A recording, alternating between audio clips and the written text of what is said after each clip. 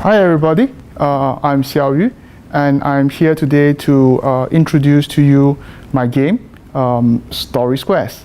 And let's take a look at it.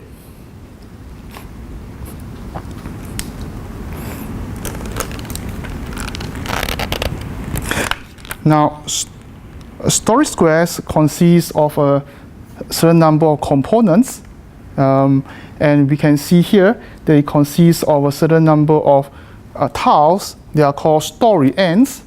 Story end tiles look like this. They have some sort of the ending of a story printed on the tile itself.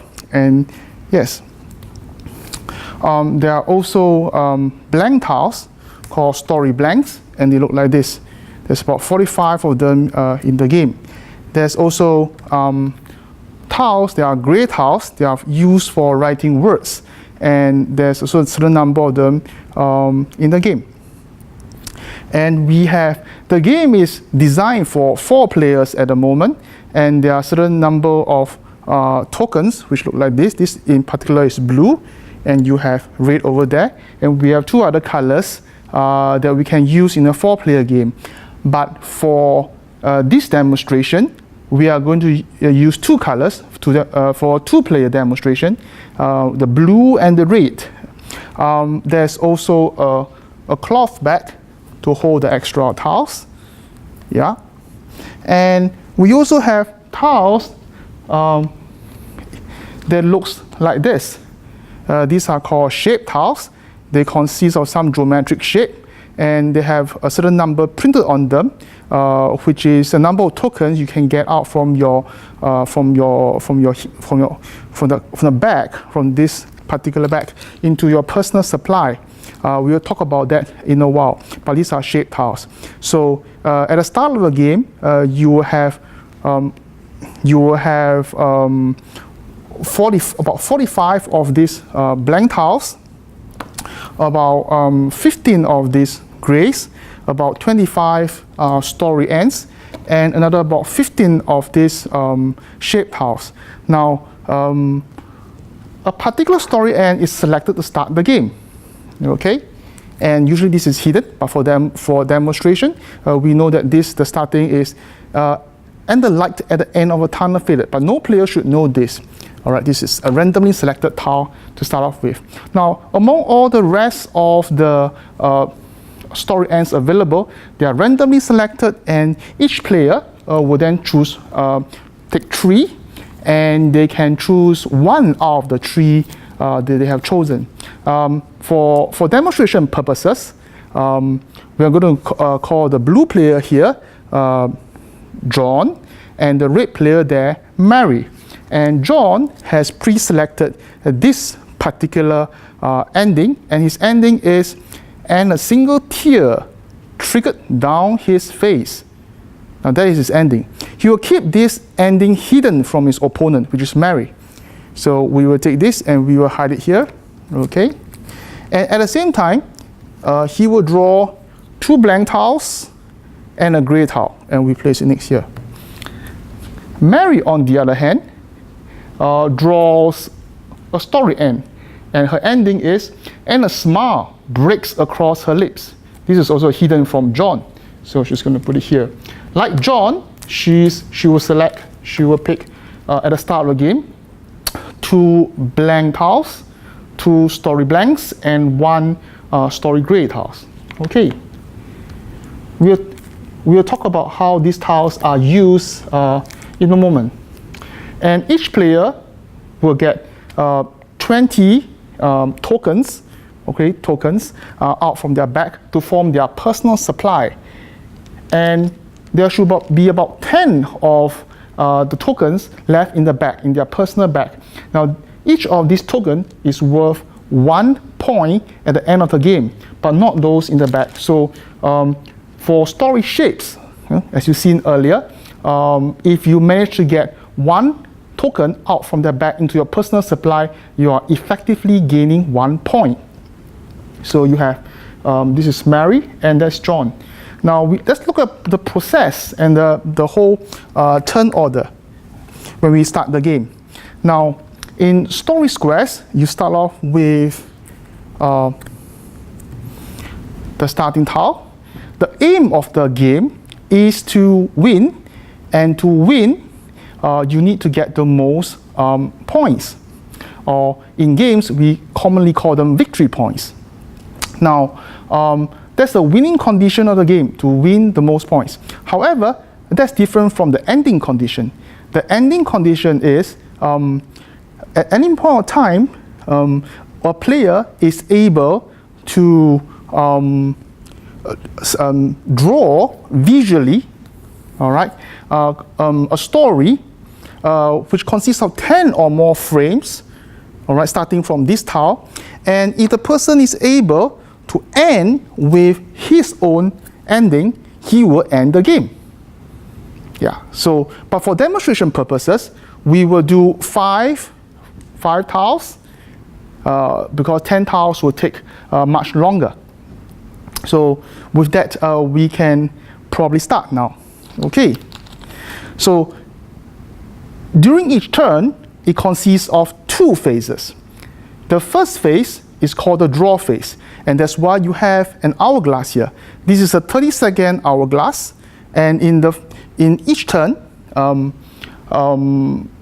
the first phase is to draw, and in the second phase of the turn, depending on who is the first player to go first, each player will actually have 3 choices. They can actually place down any tile that they have drawn, or they can choose to pick a tile from a bag, and they may get additional tile, or they can reinterpret by placing one of their tokens on an existing tile, which we can see later.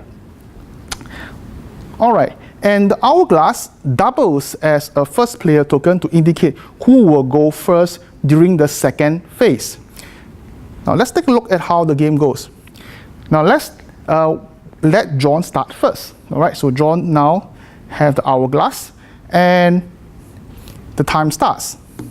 And both of them start to draw, because the first phase is drawing. Now, John picks up one of these tiles that he has, and in a jiffy, he managed to produce this.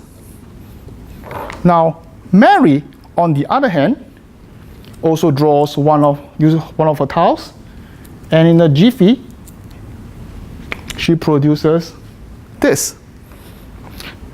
Now, let's assume that the time has run out, okay? And it's the second phase of the game, and John has chosen, because he's the one that holds on to the first player marker, he gets to choose first. Out of the 3 possible choices, he chooses to place. And he places his tile here, and he starts the story. And the light at the end of the tunnel faded. The guards have gone. This is our chance. So his story seems to be about some escape. And he puts down one of his markers there to indicate that that is his. Actually, the color of the markers will tell you whose original tile was that. But usually we add on one marker so that it's clearer in the flow of the game. Now, Mary, on the other hand, can choose to place her tile here, here, here. In fact, anywhere that connects the flow, the entire flow, adjacent in an octagonally adjacent manner. She has chosen, interestingly, to continue what John has. She need not, but she can actually start the story from here, but she chooses to continue from here. And the light at the end of the tunnel faded, and there was no train in sight. Oh no, I must have missed the train. So her story is different. Her story is about some train and getting onto the train. Now, that's the end of the first turn. The second phase is over. Now, the second turn starts, and John handed over the first player marker over to Mary, and a new turn starts. During this turn, each of them will still have one gray tile and one blank tile, so they are not allowed to pick any tile. In the event that you have absolutely nothing and you can't draw, you may pick one tile from the back, but you can't draw on that tile. Okay, so that's the rule. But right now they still have something, and so the game continues. Okay, they have decided to, well, they have no choice, but they start to draw. Now, Mary has decided to use this to draw something. And she produces, she changed her mind. It's quite difficult to draw. And interestingly, she's coming out with something devious. She decides to use her word tile, and she decides to do this instead. She wrote the word cake onto her word tile, a gray tile, and if this tile is placed down, it will cause any tile around it to include a cake in their image, and that could disrupt and make things difficult for the other players. So she's up to a bit of no good. John, on the other hand, continues with his blank tile, and he took some time to draw. So oops, the time is up, but we assume that they can manage to do that in time. And now it's the second phase. In the second phase, they can choose to place. We do know that this is still, Mary stands to go first, and they can pick from the back, or they can choose to reinterpret. Now, Mary actually choose to draw, or not draw, I'm sorry, pick from the back. And she put her hand into the back. Here we go. And she managed to draw, a shape tile. So a shape tile. Now a shape tile has some shape and some number on top. Now this functions just like a blank tile, except that you have to incorporate this shape into your image as part of the story. And if you manage to do so, you may add one token from your back into your personal supply. So she has this. Choose to draw. John, on the other hand, decides to place, and here she goes. So he carries on with his story. And the light at the end of the tunnel faded. The cards are gone. And we need to get to the gate. Okay, so. All right. And that's the end of the second phase for the second turn. And Mary passes the first player token back to John. And they are in the first phase of the third turn.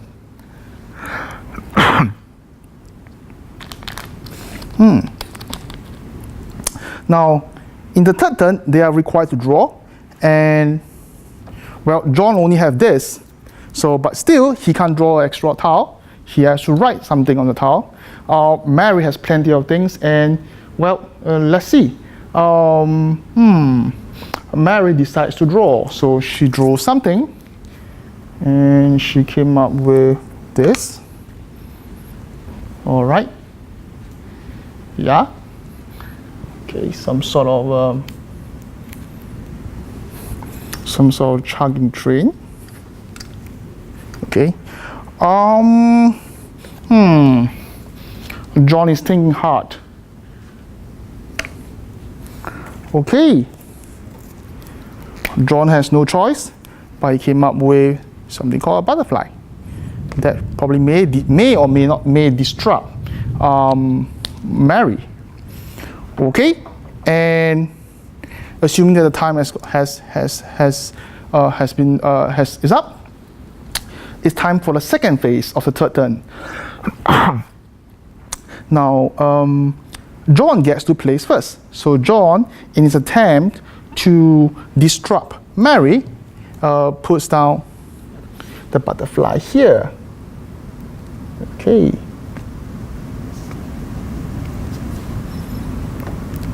Now, when you put down a word tile, it disrupts others, but this is your tile, and you still have to put one of your tokens on top.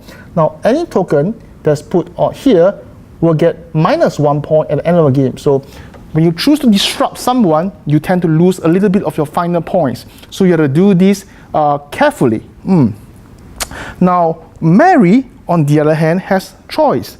She can put down this, the word tile, but it goes -1.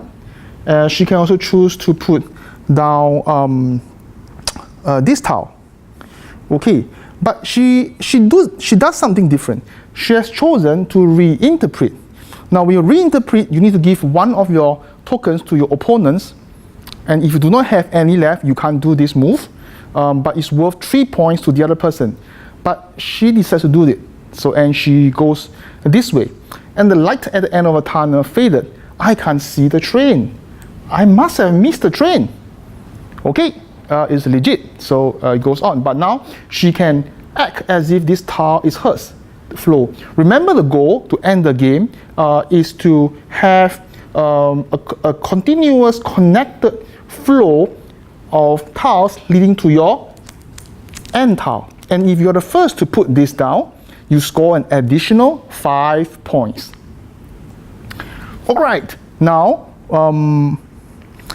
Mary has made her move. John passes the first player token and also the hourglass to Mary, and a new turn starts. Now, John now has no tiles other than his own ending tile, so he can draw from the back again, or rather, we should use the word pick. So he can pick from the back. All right. But he can't draw on this tile. All right, he can just take one. Oh, it is a shape tile. Okay. And so he has a shape tile, but he can't do anything.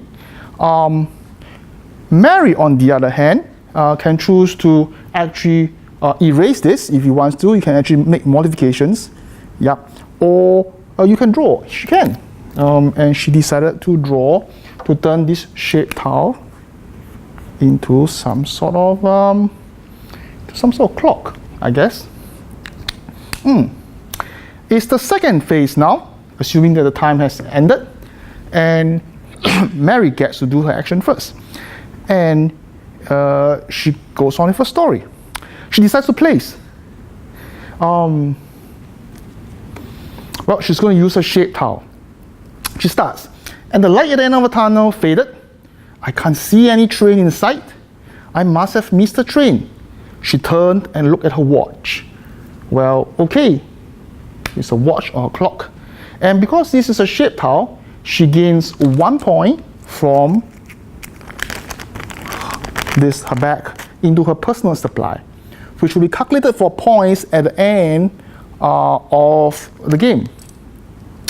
Now, John, on the other hand, well, he can't place this, so he decided to pick another tile from the back.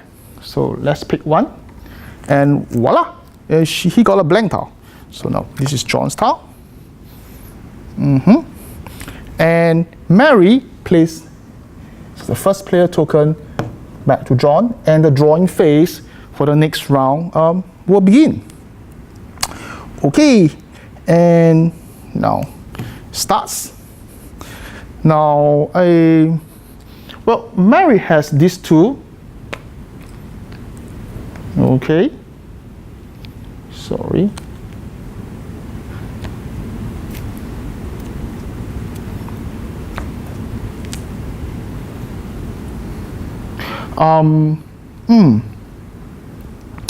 She can't do anything.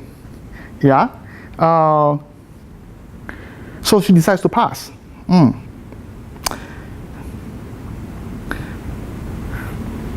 Okay, and now we have John. John decides to draw something on this tile, and he comes up with this. Okay.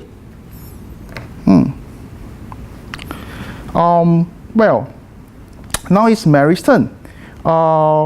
Mary has decided to place a tile. And she places this.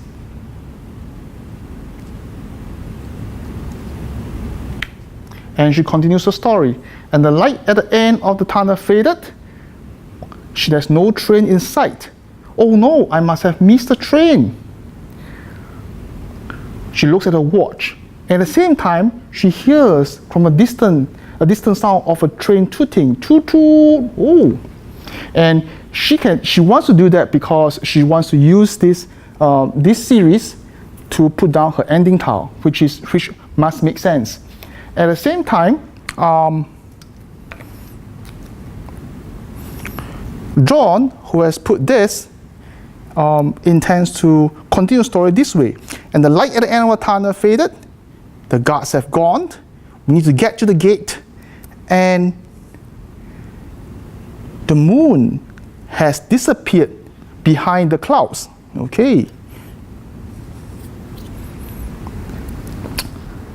Now, Mary, on the other hand, okay, no, this is the end of the fourth turn, I think, and the first player marker is passed on to Mary, and okay, and the drawing phase starts.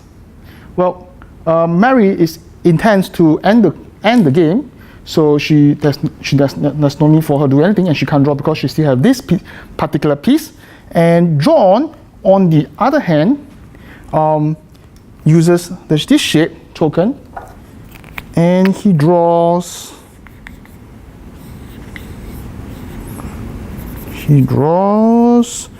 some sort of lock. Okay. And okay. And its a placement is the second phase. In the second phase, Mary would have won.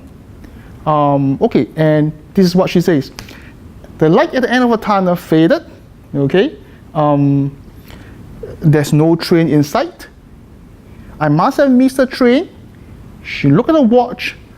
Oh no, but she hears the distant tooting of a train. And she ends the story with, and a smile breaks across her lips. So that's the end of the game. And when the game ended, we will check for the score. Oops, I forgot. When Mary reinterprets this particular piece, she has to give one of the piece to John. Yeah, and that is worth 3 points. Now John can't place this down, and we leave it as it is. And let's calculate the points. The points goes this way. For every piece of token you have left in your personal supply, is worth 1 point. For every piece that's here is worth 2. It's worth 2 points. For every piece that you have from any opponent of any color, this is worth 3. If you're the first person to put this down, it's worth 5 for you. And every other piece that's here is -1. So let's take a look at Mary's points.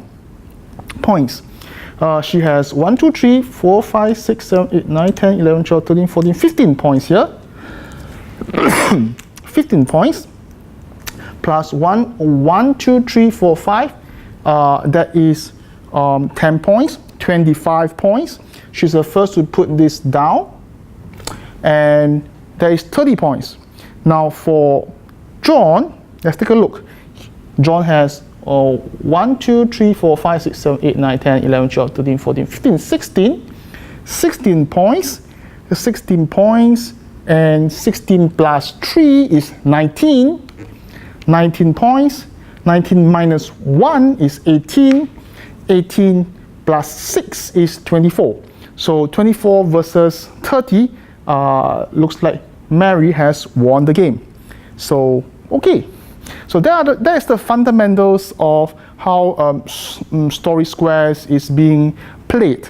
Now, in a two-player game, blocking may not be too effective, but for a game with more players, it becomes a very real challenge. And I like players, feel free to try this out.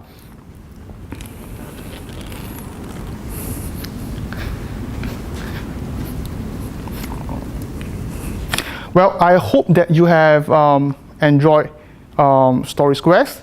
That's all for now. Feel free to give me comments and as well as to contact me if you have any queries. Yes, thank you very much for your attention.